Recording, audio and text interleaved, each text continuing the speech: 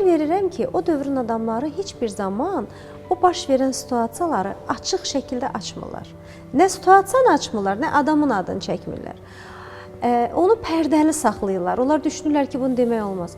Amma bugünün insanı, bugünün bu sənətdə olanı bunu danışmaqla, bunu açıb farş eləməklə bunu böyük bir özünə cəsarət, qoçaqlıq bilir.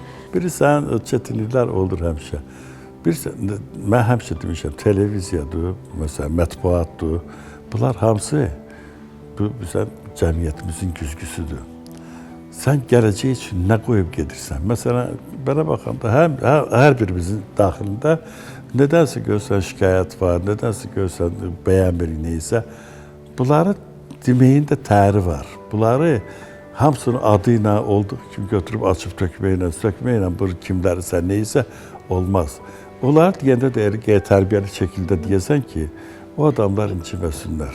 Yəni, görsün ki, belə bir şey var, götürsün. Bizdən məsələn nədir? Eşidir ki, məsələn, biri məsələn nədən şikayət, filan kəs belədir, yox, filan kəs belədir, filan kəs. Bunlar ad çəkməklə güya ki, öz verdiklərini, reytinqini qaldırırlar, özlərini, bunlar yəni ki, cəmiyyətdə belə sözü düzgün deyənlərdir. O da öyle söhbət. Görsən ki, məsələn, cəmiyyətdən xoşuma gəlmirsə, onu elə formada digilən ki, o adam kim ki, məsələn, düzgün eləməyib o işi, özü utansın öz hərəkətindən. Yoxsa bunun adını çəkməklə, bunu təhqir eləməklə, bunlar iş deyirlər.